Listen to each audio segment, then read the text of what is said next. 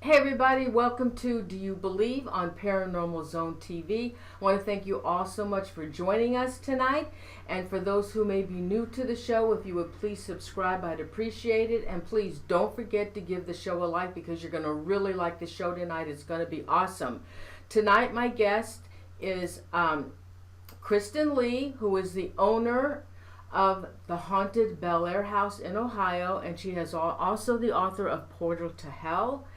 And my two favorite paranormal investigators, the most professional paranormal investigators that I have ever come across, and that is Dave Spinks and David Weatherly. And they are the Society of the Supernatural. So those are my guests tonight, and we will be discussing tonight the Haunted Bellaire House, Kristin's battle with the house paranormally, as well as trying to save the house. But we will let's first start. Hey, Kristin, first tell the viewers a little bit about yourself. Thanks for having us on the show tonight, Noreen. It means a lot.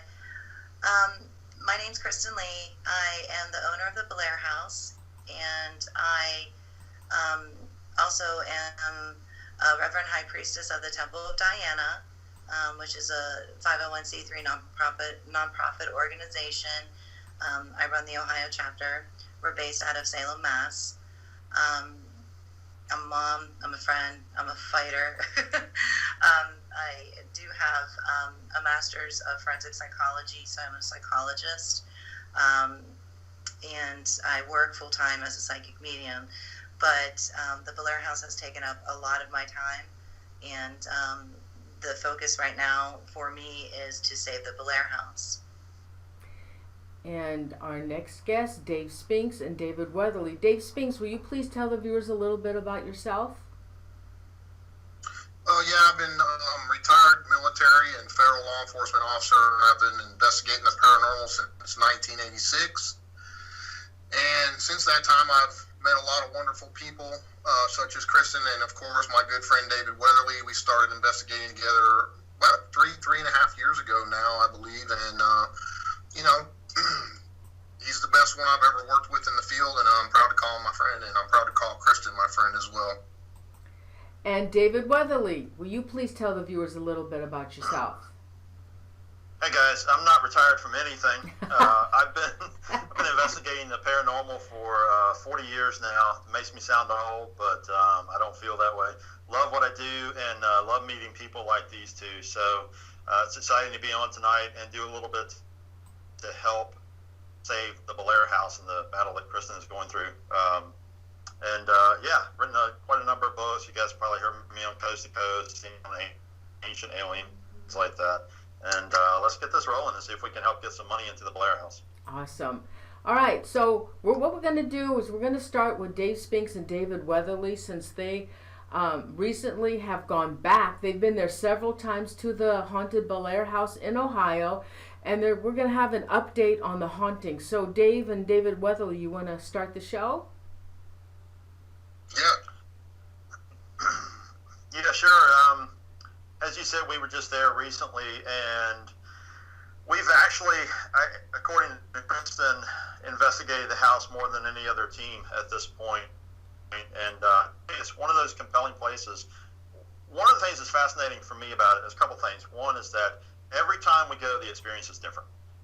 We've been there when it was just really kind of nasty and negative, and you felt like you didn't want to be there.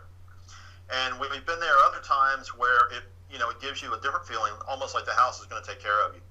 One of the things that fascinates me is that with all the research Dave and I have done, of course, backed up by a lot of the digging that Kristin has done, there's so many layers to the hauntings at the Bellaire House. There was a mining tragedy in the area. There's been some really curious people that lived in the house over the years. Of course, the trauma that Kristin went through when she lived there, and the weird paranormal attacks and everything else. And it's a really fascinating place. Dave can talk a little bit more about a couple of the weird things that we've experienced, but one of the most fascinating things is a thermal image that we caught of something beginning to manifest. It's other experts with it's called the FLIR thermal imager. We've shown it to other experts, and no one can really explain it. And I think it's a really cool piece of evidence.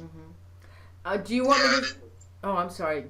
Did you want me to show that now, or do you want me to show it and then talk about it? Let me tell the watchers what we were experiencing before we caught this. Okay, kind of walk them through it a little bit. We were set up on the main stairwell of the house, and we had a REM pod sitting there, and David was running a ghost box at the same time.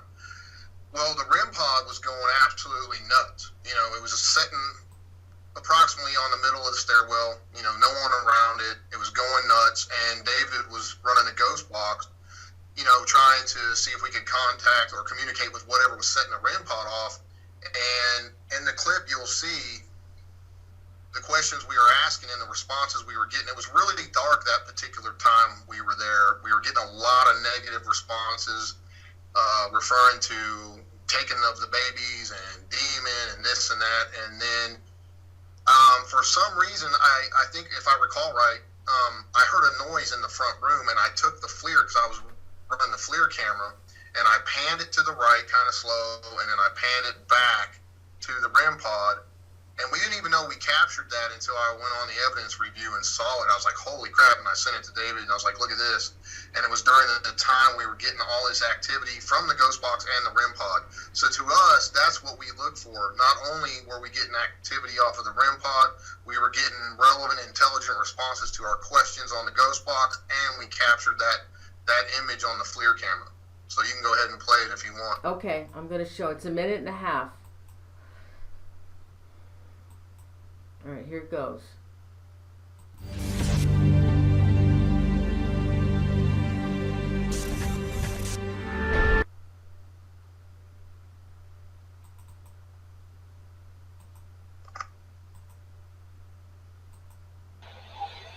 Are you a child? That was a kid's voice. They say there's a little girl here. Hey guys. All right, let's go back to the female spirits that are in this room with us. You said there were 2. I'd still like to know their names. Devil. What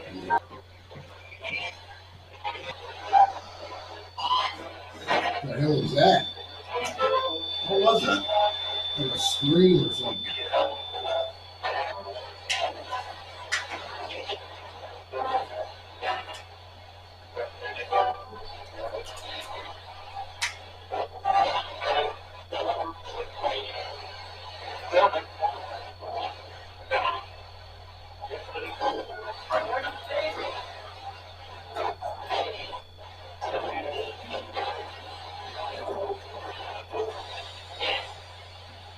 This thing is just, it's like it's holding it.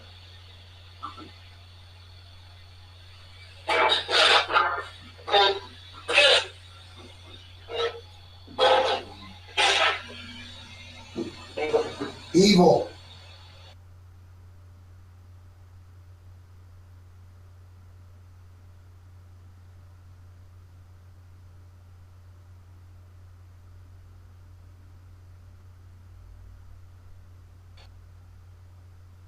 Wow. Okay.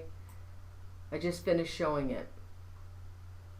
Okay, I think it's also important to note that me and David were beside the stairs, and there was no one else in the house, no one in that other room, no one anywhere else. So, you know, it was pretty compelling to us with everything that was going on, and then we captured that on the FLIR camera. Wow. So, you know, my personal opinion that Bellaire House does have a significant amount of paranormal activity within its walls. I mean, it's one of the most active places I've ever been, to be honest. Do you think the activity has increased since the last time you've been there?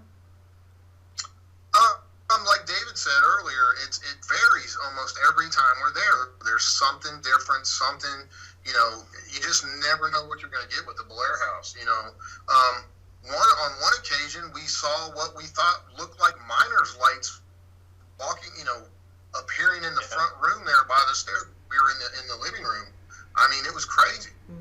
You know, do you want to tell a little bit of history about the Bellaire House for those who may be watching information or a video on the Bellaire House for the first time? Anybody? Kristin? Hey, Kristin. Sure. You're the one. It's your house. Sure. The Bellaire House began with a family, a very prominent family called the Hetheringtons. Jacob Hetherington was a coal mining tycoon. He came to Bellaire when he was 18 years old with his family. They came to Bellaire from England, and his family actually left him in Bellaire to work for Captain Fink, who ran the Ohio River with coal and lumber, different kinds of textiles and industry, stuff like that.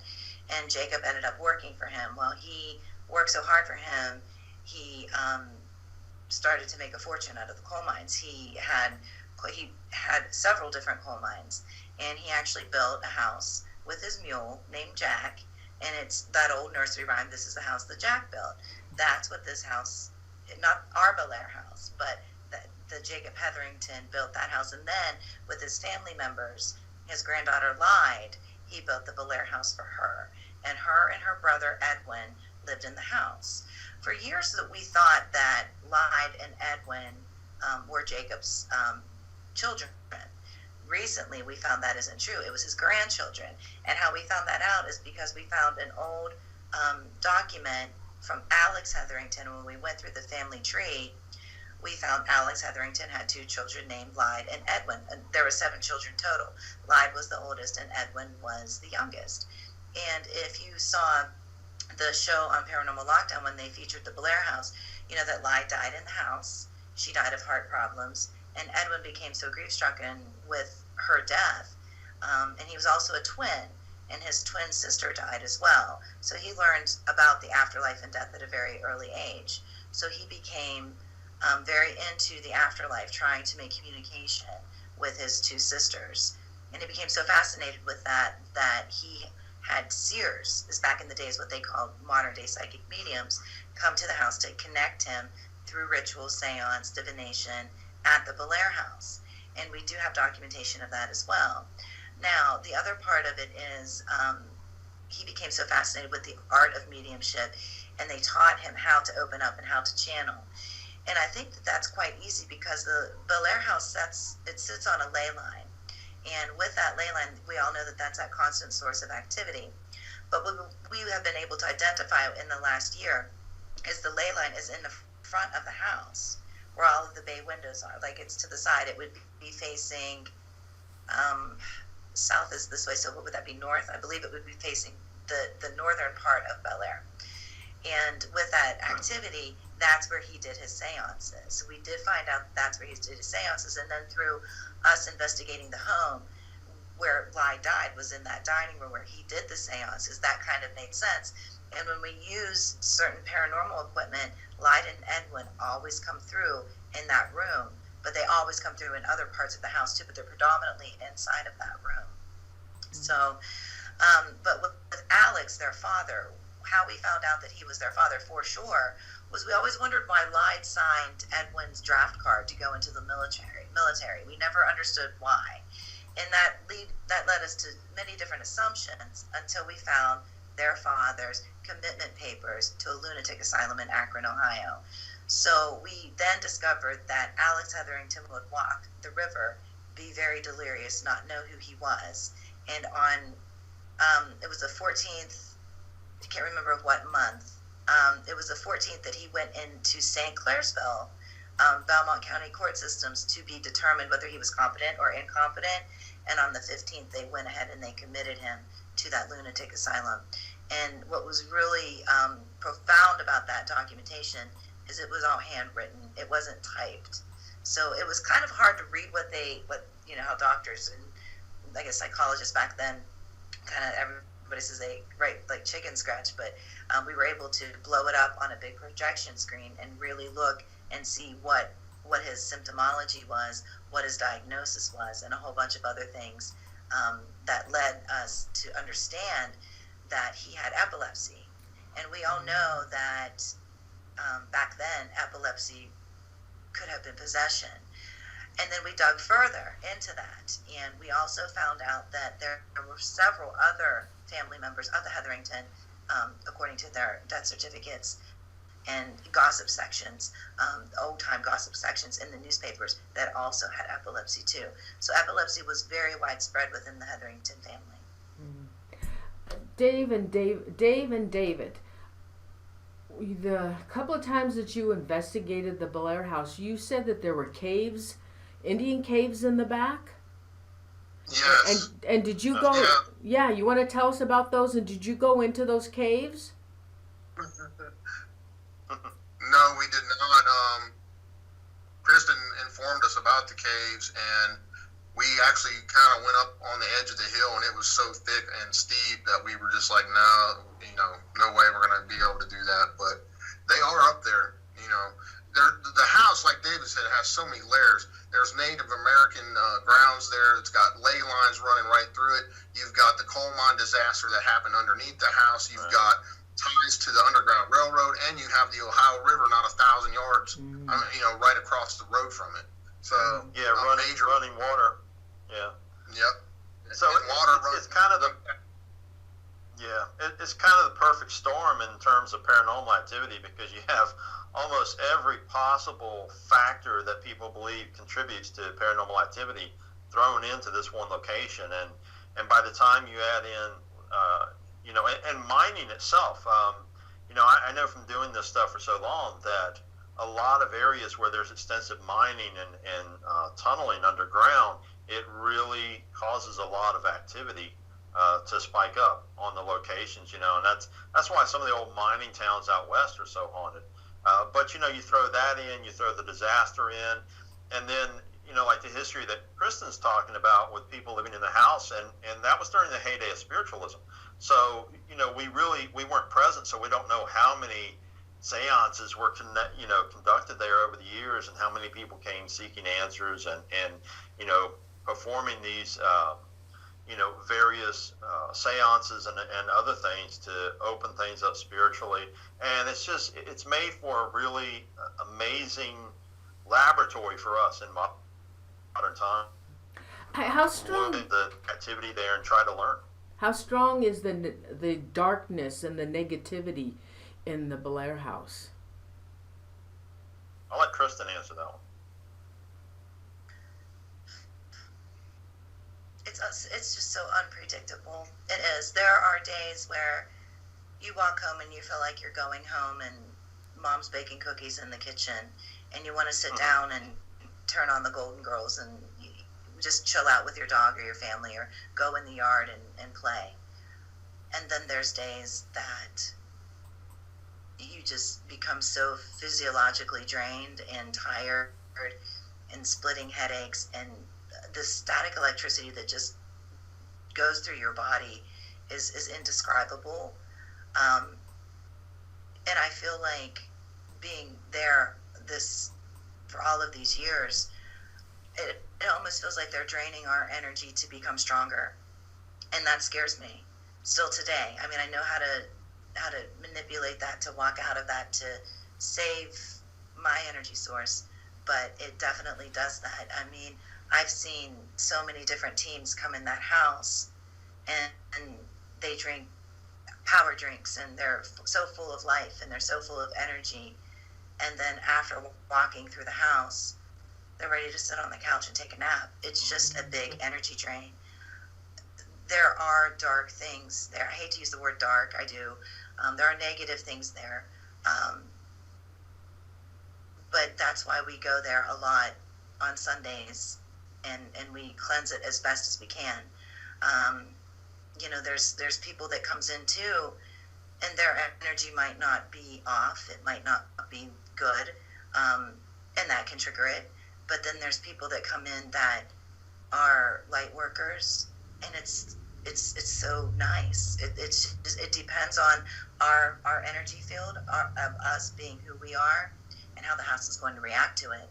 And the other part of that is I have learned that it's probably best to leave that house empty, like Monday, Tuesday, Wednesday, Thursday, or a few days in a row, so it can settle. That way, the spirits in the house and the non-stop spirits that are coming in and out of the house, because it's a ley line that we can't even keep up with. It's like a paranormal playground sometimes. that way everyone can kind of relax, because we have to look at it like this. We wouldn't want visitors always coming into our home nonstop. And I look at it that way. So with that in mind, we have to respect the spirits of the house because they're there. And we also have to respect the house because the house needs to settle too because of the energy within it. So that it's more of a catch-22, really. There's days that it is so lovely, and then there's days that teams just don't even make it through the night. So even though I can give you two examples, Noreen, from investigations that Dave and I have done there. Two extremes, as a matter of fact. And so here's one. The last time that we were there, we happened, and I'm going to sound like I'm contradicting Kristin, but the point is that there's no rhyme or reason that we can understand yet for the activity there. So the last time we went, we actually stayed in the house, and it was right after a full weekend of activity in the home. So, teams, they had an event there the previous night, and Dave and I stayed the night there, and it was a very calm place. We had communications over the ghost boxes, we had other devices going on, through and some others, but, it was quite calm and peaceful sleeping in there that night, in terms of the house itself and the activity. Except for the bat, that was harassing Dave, which is a whole comical story. But it was the previous time that we were at the house, and it was like one of the places you can imagine. And we had, again, we were down by the stairs, the main stairs. We had an incredible amount of activity going on multiple devices. We had a REM pod. This was a different occasion. We had a REM pod on the steps. We had a ghost box running, and something was responding intelligently using the REM pod. And that's pretty fascinating. That's something you don't see very often. We would ask a question. We say, all right, we'll touch it 3 times, beep, beep, beep, all right, hold on to it. And it would just go off. And then we would say, yeah, it would. And it just got really strange because the energy, it started to ramp up and it started to get intense. We turned the ghost box on, and we started getting very dark communications out of this ghost box. And if you want to bleep this, it's fine, but at one point we said, where are you? And it's stairs. And we said, what are you doing on the stairs? I shit. And it was just this nastiest, gravelly, dark voice that you could imagine. And then right after it said that, this overpowering foul odor just drifted through the room. It was really kind of unsettling. But, again, polar opposite experiences on different occasions going into town. Now, with the times that you've been there, each time was completely different? And when you did your EVP sessions and ghost box sessions, and I imagine those were all different as well. You didn't connect with the same entities that were in the home. Is that correct? We often got Jacob coming through. We got Edwin. We've got Edwin numerous times in that house. I can't even count them all. We also would communicate with what sounded like a little girl. I want to point out two separate times I've been there, I lost my voice totally.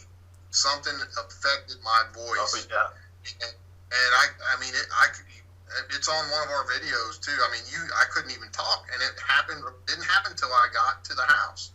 2 separate times. So something was physically attacking me in some sort of way to keep me from talking, apparently. So, it's one of those places that can physically affect you as well as mentally and spiritually, in my opinion. And like I said, it's one of the most active places I've ever been to for many different reasons. Do you want to say anything else about the Bellaire House before we put Kristin on? You can check out our videos on our Society of the Supernatural channel. We have several on the Bellaire House if you want to check them out.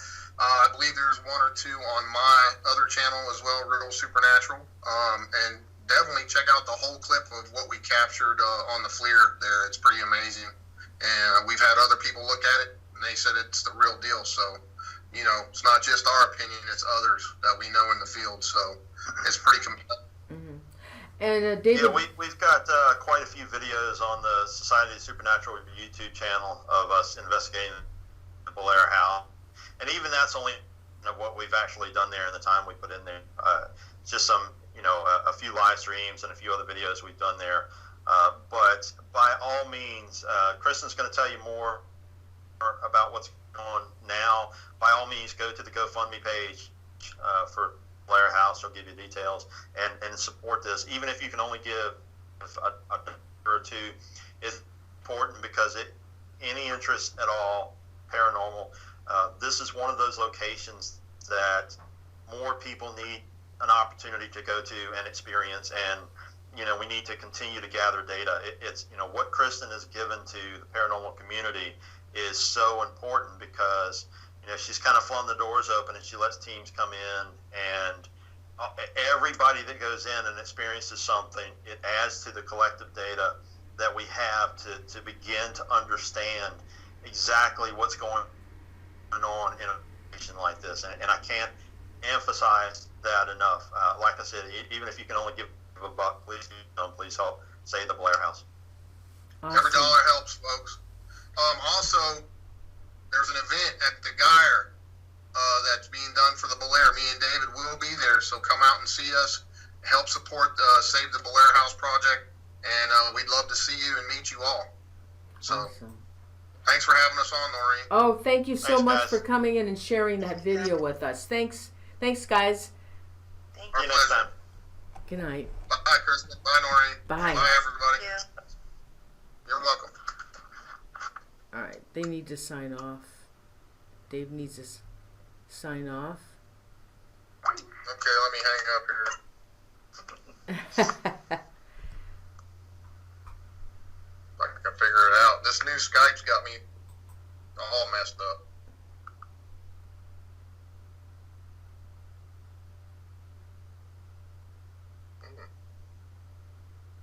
I don't know, guys. What do you hit? Hell, I don't know. I don't want to. Oh, there we go. Yay. Okay, Kristin. Now, honey, put your camera up a little bit towards your head. I'm only getting. Okay. Is that better? No, you got to come. Oh, I'm sorry. Come down. Come down. Come Is that down. better? You got to come down. Like No, you're too that. close. You're too close. Oh, like this. Okay, but you got to come down because we're just seeing your eyes. How's Yeah. that? All right, that's better. Yay. Okay. That's awesome. Let me get rid of this. Oh. Okay. Come on. Okay, now, Kristin, you've had a battle that's been going on since you've had this home, and it's been featured on many paranormal shows. What are the shows that it's been featured on? Can you hear me? I can hear you Yeah. now. Okay. Yeah. Okay. What are the show? It's been your Bellaire House, the most haunted house in Ohio, has been featured on many paranormal shows. Can you tell the viewers what shows it's been featured on? Sure. We first started off with my ghost story, and then my ghost story sold to Lifetime Television. But most recently, which really has reached a lot of people and has made the Bellaire House very popular, is Paranormal Lockdown. That's where we aired on June. Geez, I know it starts with the J. January 20th or 21st of this year. And since then, we've had so many people come to us and ask us questions. And we were booked before then, and we've been doing the research for years. But that show really kicked things off and really made a lot of people aware of the Bellaire House. Mm-hmm. And because what was going on, your family you had a horrible experience in that home, and you've since moved out. Do you want to tell the viewers a little bit about that? Sure. We were affected by 2 flash floods. Hurricane Ivan and Francis came back to back, and it left our family homeless in 2005. Then that was a very difficult time for us. So we had to try to find another place to live, and we had lost everything. And I found the Bellaire House on a foreclosed list. I was working 2 jobs. I was still in graduate school. I had 2 children, and we bought the house. We called the realtor, and the realtor met us, and we put a bid in the house. And the next day, the realtor called me at work, and she said that the bank accepted the bid. And a few weeks later, we were moving inside of the Bellaire House. And then shortly after that, things just became very odd. And me, in my background of psychology, knowing that we had just gone through natural disasters and traumatic experiences, and just the despair of not knowing what was to come, and me running around and working and trying to move into a new home, and all of that, I blamed myself. I thought that I was suffering some sort of PTSD or some other mental disorder, and then it was just so very profound when I was asleep on the couch and I felt the cushion go down, and I saw a full apparition in front of me, and he sat down, and then he walked into the foyer and he vanished. Things became missing. Burners would turn on. I would leave for work, and I would come home. The kitchen cabinets would be open. The burners would be on. The kids weren't there. No one was there. And eventually it just separated our family. Our family just left one by one, and to where it was me and my dog Bella that was in the house. And the last straw of me being there was being pinned down in the back bedroom, the master bedroom, and Bella being thrown up against the wall. And then at that point in time, I knew that it wasn't psychological, because there's nothing that can throw my dog up against the wall. It was something more than that. And I left, and renters left, renters came, and then no one would stay. And I filed bankruptcy on the house. I surrendered that house. I filed bankruptcy with the Southern District Court, and out of Columbus, Ohio. My attorneys walked me through the process, and the day after all of it was over, the court hearings and all of that, I went to Massachusetts and I started to work. And a few weeks into work, the code enforcer of Bellaire, of the village of Bellaire, called me, and he said, "You need to come home and you need to cut your grass, or I'm going to start fining you every day until you come home and you cut your grass." And I told him that I didn't own the house anymore, that I'd surrendered it, that it was out of my hands, I didn't own it. And he said, "Yes, you do." So we went back and forth, and I then called my attorney, Elliot, and I asked Elliot if there was any truth to this. And he said no one wanted the house. The bank didn't want it. The Belmont County auditor didn't want it. The village didn't want it. So it's yours, free and clear. Here you go. Have a good life. So at that time, I thought I had filed bankruptcy for absolutely nothing. And I packed my bags and I had to come home. And I met the code enforcer the next day. And he walked me through the house, and it was a mess. It had sat empty for months, and it was an awful mess. I can't even describe it. They stole copper wiring. They ripped fireplaces off of the walls. Hobos were living upstairs. The mess was, they knocked the spindles out of the steps. They ripped cabinets off of the kitchen. They busted windows. I mean, it was a bad scene. So he asked me what I wanted to do with the house, and I said, I don't want the house. I'd just like to get back to Pittsburgh Airport and go back to Logan Airport and continue my life. And he said, you have to be responsible for the house. And then he said, what do you want to do? And I said, I don't want it.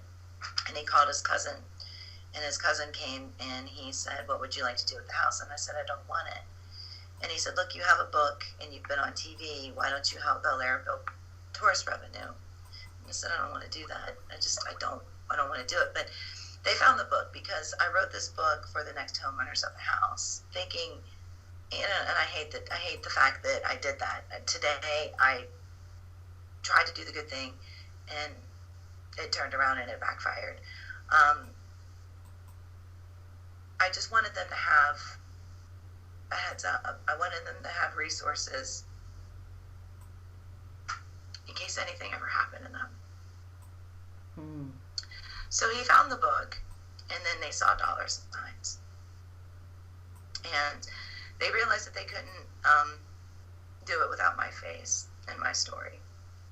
And I told them somebody's going to die in that house. That it's not the kind of fun house, spook house, Halloween house that you want it to be. This is really a true haunting. This is really supernatural. This is very paranormal. And at that time, I wasn't trained. I didn't know anything. I didn't know anything about paranormal. I didn't even know what it. My first ghost box session was with Mike McAllister from OBPRI, and I heard a little girl come through that ghost box, the old hack shack, and she said, "Hi, Kristin," and she said her name was Emily, and they asked what her last name was, and she said Davis, and that I'll never forget that moment. I think we all have them who work in the field when you finally hear that name, that voice. You hear your voice, you hear them say your voice. And Mike McAllister had even pulled or collected data. He said, what do you want to do with Kristin? And it says, we're going to kill her. So those are some of the things that I've experienced. I mean, I could talk to you for years about our experiences there. And I could talk to you for more years about the research that we've done over the past 12 years. But the bottom line is this. In March, after filing bankruptcy in 2000 and being discharged in 2011, being discharged, filing in 2011 and being discharged in 2011, 11, 12, 13, 14, 15, 16, but 6 years later, with my name always on the deed of the house. Name's never been off the deed. I've paid the property taxes. I've kept the utilities on. I have cut the grass. I've scrubbed the toilets. I have replaced drywall, ceilings, everything in that house to be up to code so I wouldn't get fined by the code enforcer of Bellaire, who is no longer there. I get a telephone call from a mortgage company in March, and they said, may we speak with Kristin? And I said, this is she. And they said, we would like to talk to you about your mortgage. And I said, great, where is it? We'll start packing boxes because I rent, I don't have a mortgage. And they said, well, give us your social security number. And I said, no, you tell me who you are before I'm giving you any information about me. And they put me through to one of their supervisors. And the supervisor said, 1699 Belmont Street, Bellaire, Ohio. I said, that's my business. Because on January 20th, like I said, we LLC'd the Bellaire House as the Bellaire House Tours for it to become a paranormal research center. And we went through LegalZoom. And in order to get an LLC, you can't have any liens on your home. You can't have any kind of liens on anything. And they LLC'd us, and they gave us an EIN number to be taxed, federally taxed. So this didn't make any sense to me, and I'm sitting there, and I had pneumonia, and I've had pneumonia a few times since then too. So this whole entire process through March, I've been battling health issues, and my temperature is like 104 degrees at this point when I'm talking to this woman on the phone. And she tells me that I owe her $35,000 for that house. And I said, that's impossible. I was discharged. So I said, I've paid the property taxes. I've maintained the home. How can I owe you anything? Are you going to deduct that from what I've put into it? And she said, well, I'll write you a check for the property taxes right now. Just sign it over. And I said, I don't think so. Let me look into this. I need to get a hold of Elliot, my attorney. Years had gone by since I talked to him. And I got a hold of him, and by the grace of all the gods, he picked up the phone. And he sent me paperwork, and he said that I am discharged. Kristin Lee is just discharged from that debt. However, the Bellaire House isn't.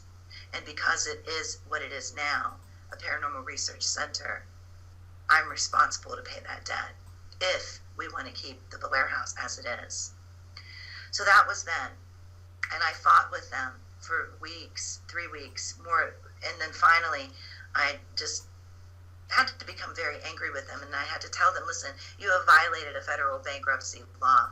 When I filed bankruptcy and I started the process, no creditor is allowed to contact me and ask me to pay them back. You have just violated the federal bankruptcy law. So at that point in time, they went ahead and they took that note and they gave it to their credit department. And now their credit department is currently trying to work with me, but the debt is $50,000 now because of interest. And that's not fair. But John Wayne here, Clint Eastwood said fair doesn't have anything to do with it back in the day. So we've been fighting with them, trying to get them to lower it. And I started the GoFundMe page because I didn't want to start a GoFundMe page. I've never asked for a penny from anybody. I don't do handouts. I'm the one that always hands out. I'm the one that always gives. So this is very difficult for me to ask for people for money, first of all. And I knew that in my mind, I knew that if we did the GoFundMe page, we needed to be very precise and very straightforward and on the up with what was going on. So I listed the creditors' names and the mortgage company's name, thinking that, well, everybody will know that I'm being on the up because I've listed their names and I've listed everything. And you can look on the GoFundMe page details right now. The names are taken out because this is why. When I listed those names, paranormal people in our community called the creditors and said, we will assume Kristin Lee's debt. We'll cut her out. We'll go ahead and we'll take her debt. So basically what these people have tried to do, and there's not just one, there's a handful of them. They call the creditors and they want to take the Bellaire House for themselves. And they don't understand what the Bellaire House is. You know, we've had both Daves here and we've had so many people roll through that house. I think everybody clearly knows after seeing Paranormal Lockdown, what the Bellaire House is. And it takes a lot for someone to be able to maintain that home. I can't maintain the home all the time. I have volunteers that help me maintain the home. But it isn't just that haunting. It isn't just that spooky, I'm going to pull your hair. It's much, much more than that. The other part of it too is we're also at risk. My family is at risk right now. Because if this house falls into the wrong hands of filthy fingers, we will be exploited. My kids and myself. And they will take our tragedy and they will take our story and they will profit from it. And that is why I'm fighting. And I'm also fighting because everybody that's come there, everyone, every paranormal person, every priest, every priestess has come in and has taken my family under their wings. And they have trained us and they have taught us. And they have researched and they have collected data. And it's what these people are going to get if we don't raise the money to keep it within our community. Now, the other option is investors, partner. I would love to have a partner. If anybody is watching this, if anybody has known about the Bellaire House, I am asking wholeheartedly and praying to God that somebody of love and light and the right intentions, full of honor and integrity, come and operate the Bellaire House. I don't want my family exploited. So that's where we are right now. The other part that we have found out, what happened, why this happened, when I filed and surrendered, the mortgage company did never foreclose. Therefore, my name was always on that deed. It had never left that deed.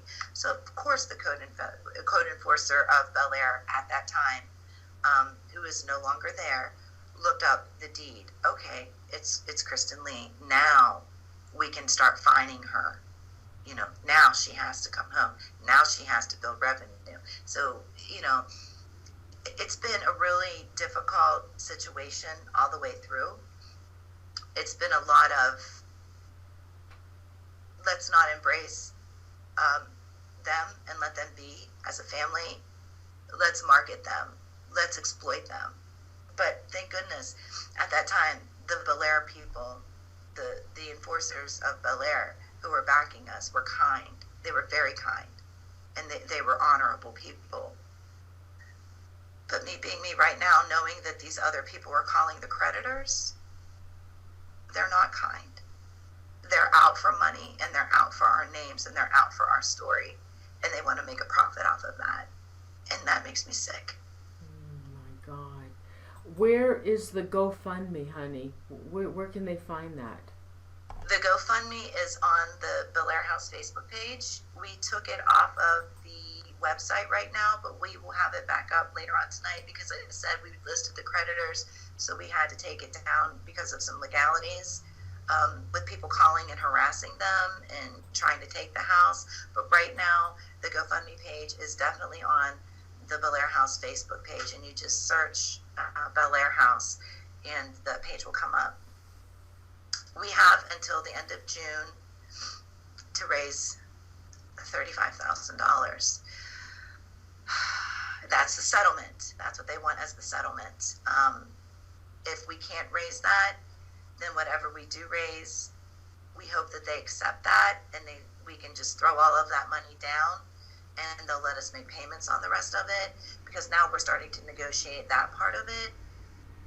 And they told me yesterday that the people finally have stopped calling. They haven't called for a week. So I want to thank everybody for stop calling. So thank you very much. Let us do our jobs, and please let me have a shot at our house before you do. And you want to talk about this fundraiser that they're having at the Goyer Opera House? I'm showing them the poster. Okay. My great friend Lola Carter, she loves the Bellaire House. She had such a bad experience in the beginning, and then she came back and she realized that the house is, it can love someone or it can hate someone. It's there's no in between. It's so unpredictable.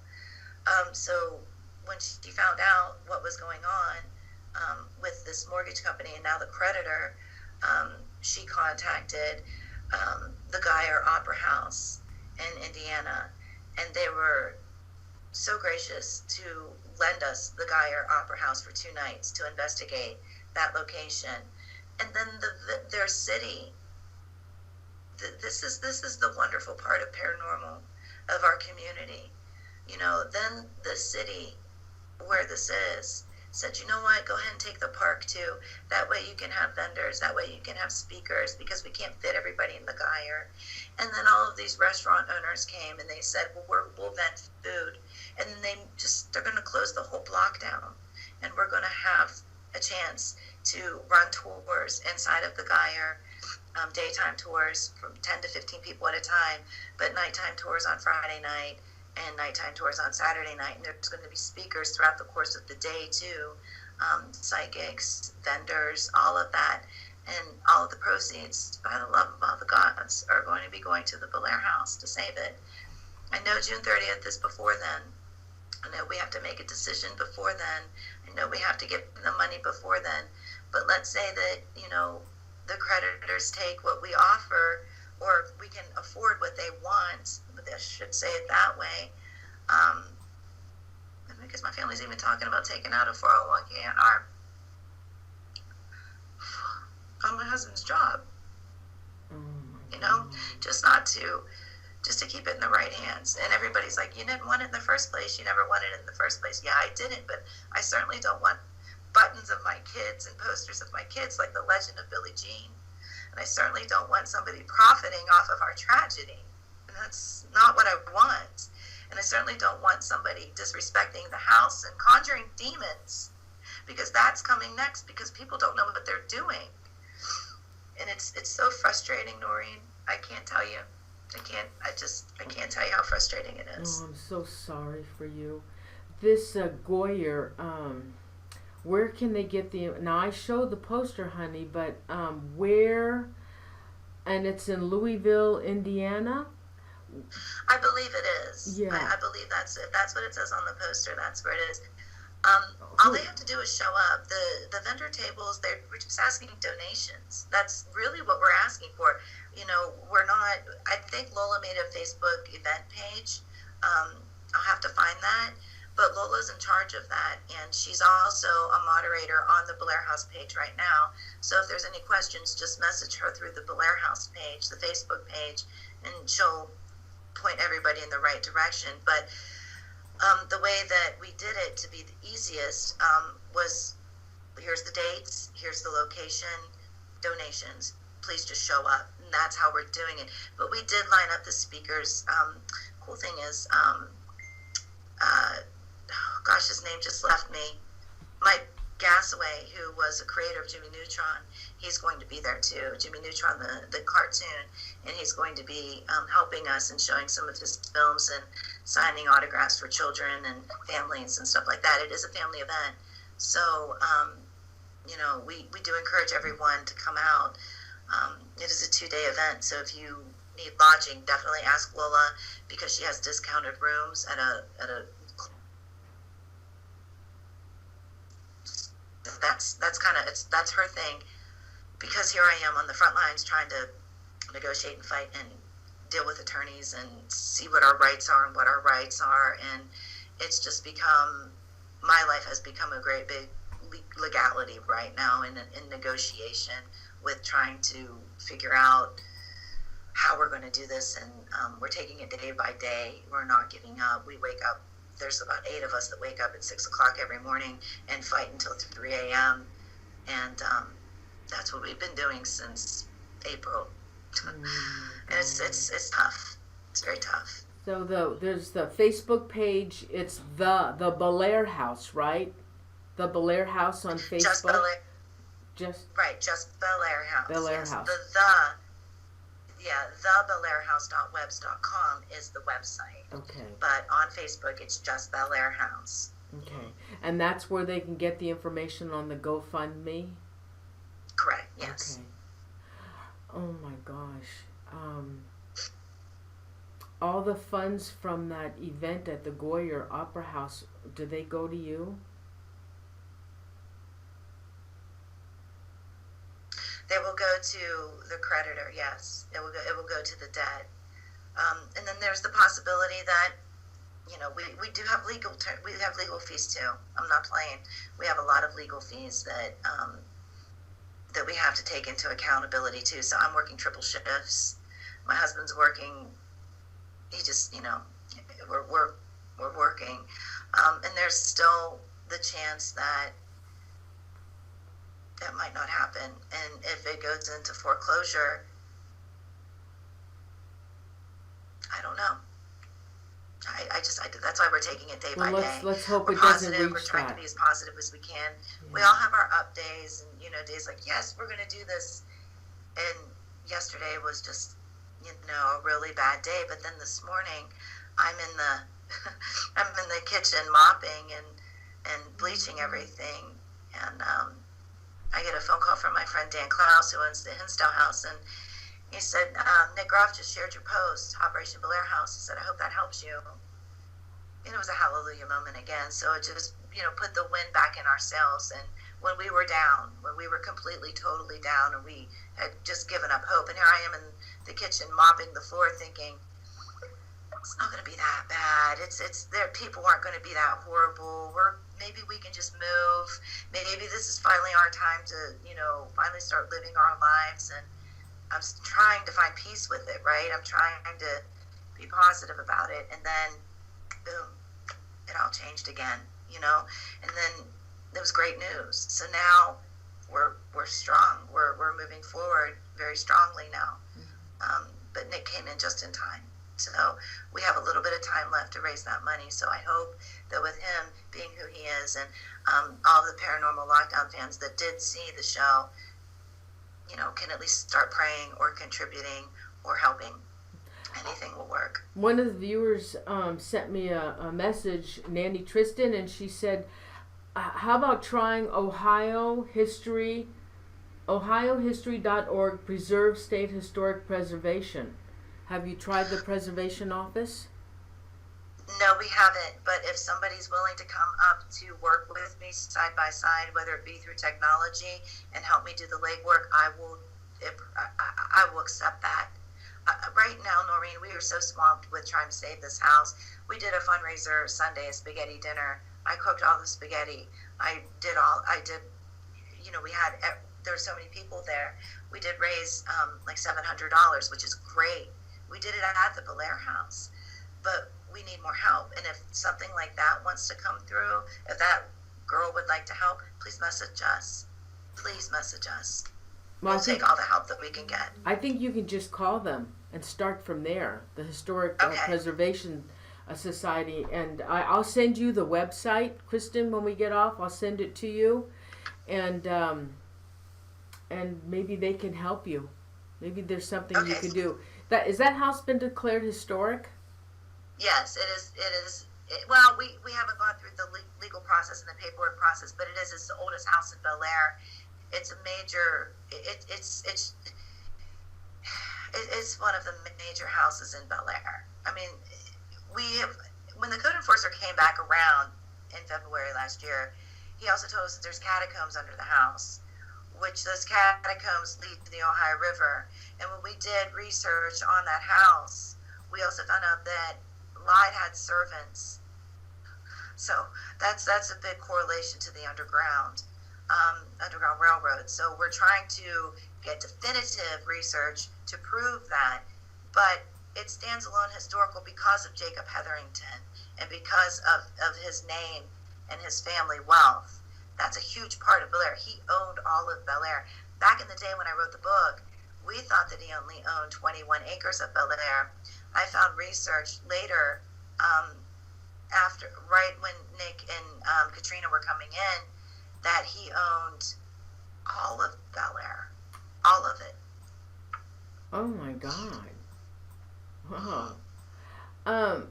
Royce Hinman, one of my mods, he just sent me a link, everybody, to the GoFundMe. It's www.gofundme.com/Operation Save the Bellaire House. So if you would all go there, anything you can contribute toward the GoFundMe would be appreciated. And let's try and save the Bellaire House and keep it in Kristin's family. We all wish you oh my God, the best wishes. We'll send my viewers, please pray for Kristin. Send her positive energy. Hopefully for her to keep this house and keep it in the family. Kristin, thank you so much for coming on the show. And thank you. Any updates you want to do on my show? Hey, come to me. We'll put up an update on YouTube, honey. Okay? Thank you so much. Thank you for all of your help, and thank everybody that has shared and liked and spoke about it. There's so many people in the paranormal community that are supporting us. I know that money is tight. I get it. I totally get it. I'm right there with all of us. But at least sharing it and trying to donate whatever we can. It's. Thank you so much, everyone. Thank all of you. It means a lot. Thanks, everyone. And also, Kristin is the author of, let me show this to everyone, The Portal.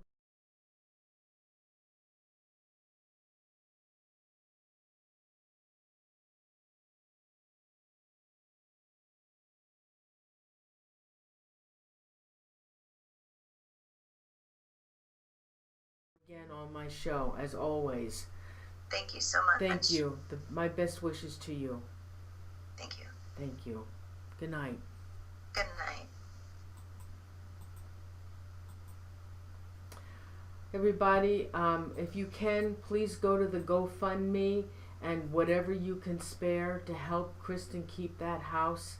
It would be a shame to get it into the wrong hands, which, that is very possible could happen.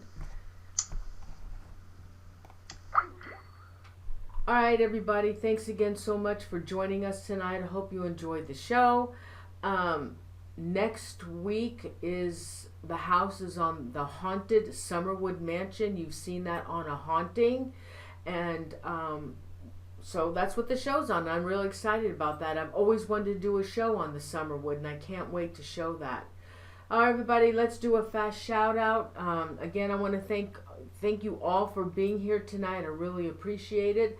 I want to thank my mods, Royce Hinman and Annie, Unique Annie, for being the mods tonight, keeping it a great chat room for all of you to enjoy. So let's do some shout outs. A2, Jack White, Janet Wolf, Christina Healy, Santa McKenna, Nancy Mena, Alexandra Violet, Astral Virgin, Nancy Soplavita, Bridget Willis, Zoe Small, there's my Unique Annie, Lully Tooby, Nancy Princess Patricia, Paraprincess Patricia, Chippa Terry, Athenia Brown, Tammy Heitzman, Aether Shadow, Starry Night. Anybody else? Jay Groden 02, Jimmy Cortez, lots of love, honey. Nancy Janice Bolt, Janet Wolf, Buzz, Susie Randall, Jessica Luna, Astral Virgin, Carl White, there you are, my buddy from the UK. It's about, oh gosh, Carl, 3:30 in the morning, honey. He's always there every week without fail. Anybody else want to shout out? We had a nice crowd tonight. Murtaza Arf, Zippy Davis, Nanny Tristan, thanks for that link. I'm going to send that, Nanny, to her. Jack White 333, Bethany Warner, Rufus Torres. Everybody, thanks so much. Yes, and Para Princess Patricia, I messed up on your name, honey. Kimmy Kraft, Charlotta Motha, Maggie Murray, Rachel Phillips. Yes, please send positive prayers to Kristin that she can keep her home.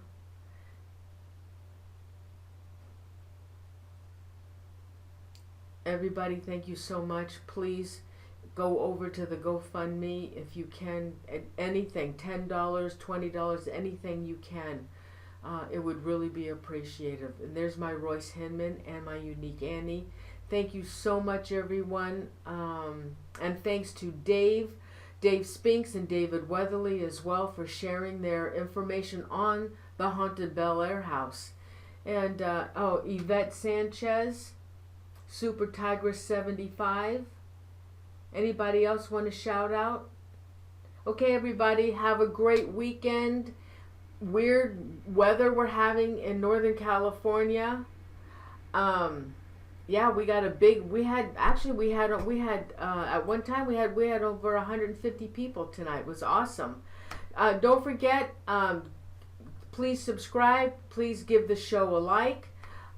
You can subscribe at this channel, and you can also send me your email if you want a a reminder at paranormalzone.tv, and there's a tab that says show reminder. And you can also, on the YouTube channel, you can go right to the front and set yourself a reminder. So everybody, I'm going to say good night to you. Have a great weekend. Thanks for being here. Can't wait for the show next week. Summerwood Mansion. It's going to be awesome. Mark Bruschetti, Amanda Warner. Okay, guys, love you guys. Thank you so much, and I'm gonna wish you a happy weekend and a great night. Good night, everyone. Thank you.